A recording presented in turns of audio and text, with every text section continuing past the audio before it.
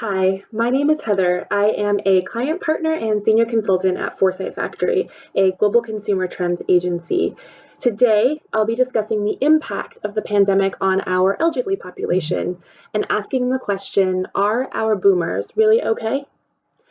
So, at Foresight Factory, for many years now, we've been tracking a trend we call the Ageless Society, a trend which challenges elderly stereotypes and looks at seniors who demand adventure, intimacy, and experiences just like their younger counterparts.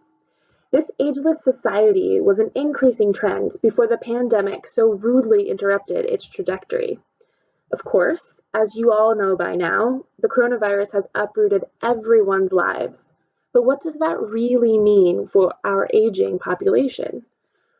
COVID represents a major health crisis for senior consumers versus the more economic one felt by younger consumers. This health crisis could have long lasting implications for how people see and prepare for senior life. Brands hoping to engage the lucrative senior market are now forced to rethink how they engage older audiences, both now and post pandemic. One effect, of course, is that COVID has forced technology to the forefront of daily engagement and living, which is fine and perhaps a blessing if you are a millennial or a Gen Xer who enjoys the benefits of working from home. But what does this mean for a cohort of elderly consumers who are otherwise independent but not fluent in digital technology, who may not be aware of the nuances of the internet and the vast array of services on offer? And as a brand, how do you reach a population with limited digital presence but who must remain under lockdown to avoid any health risks? The independent elderly are a set of consumers who, for maybe the very first time, are learning to employ digital technology to achieve their daily and weekly tasks, to connect with their communities, to buy their groceries. Even as some markets begin to ease lockdowns, COVID-19 will have a lasting impact on the independent elderly, as many continue to uphold strict personal boundaries as a means to preserve their health. So here are three key things brands need to know about the independent elderly to best engage them during and after lockdown. Number one, their communities are important to them. As a brand, how can you help this group create frictionless and very often presence-less engagement with their peers and family and community? As this group needs to continue to maintain its social distancing, brand initiatives that bring people together, both now and after the pandemic, will help to build loyalty. Over the past several months, we have seen volunteers, for instance, mobilizing to help vulnerable residents in their communities with tasks such as picking up supplies. And as the pandemic wears on, can your brand offer help beyond these immediate relief efforts by finding ways to foster a lasting human connection? And more, as digital technology becomes increasingly important for communities and engagement in the pandemic era, you may need to widen your target audience to include the children of this group, who, for the safety of their parents and grandparents, can show the independent elderly how to use new digital technology and digital services that will help them to maintain connection to their communities and their to-do lists, but at a digital distance.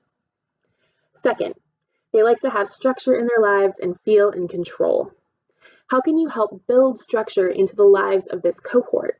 What aspects of their previous pre-COVID lives can you help them turn into digital engagement?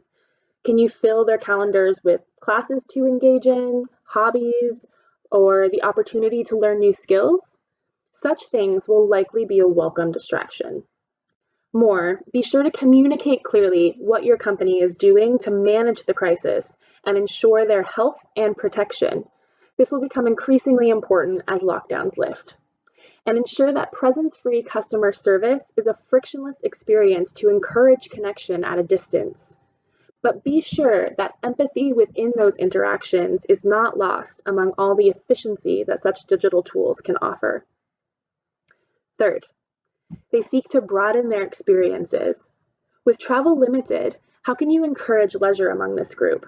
What types of services can you provide for staycations or road trips? For those who may find physical travel daunting, can you introduce them to the world of virtual travel or virtual museum exploration? Can you help them pursue new hobbies that can be taught online and achieved in the home? Find ways in which you can use technology to encourage this group to keep up their active lifestyle. Experiences such as online learning and virtual travel will help isolated elderly consumers build social connections and enjoy new experiences. Now, of course, not all boomers are having a bad time under lockdown. Several will have access to outside space, to Zoom calls with their grandkids. They'll have financial reserves to face a prolonged potential slump. And not all seniors will sit tight forever at home. Many are already out enjoying life among the free. But these three key insights remain important. So let's do a quick recap. 1. Their communities are important to them. Encourage distanced and digital family and community engagement. 2. They like to have structure in their lives and feel in control. Target older consumers with tech offerings that supports their independence. And 3. They seek to broaden their experiences, bring leisure and travel to them digitally. And for those who seek physical travel, create services which allow them to travel independently and safely. That's all I have for you today, so thank you for your time. And if you have any questions or are interested in learning more, please visit us at foresightfactory.co. Thanks again. Bye.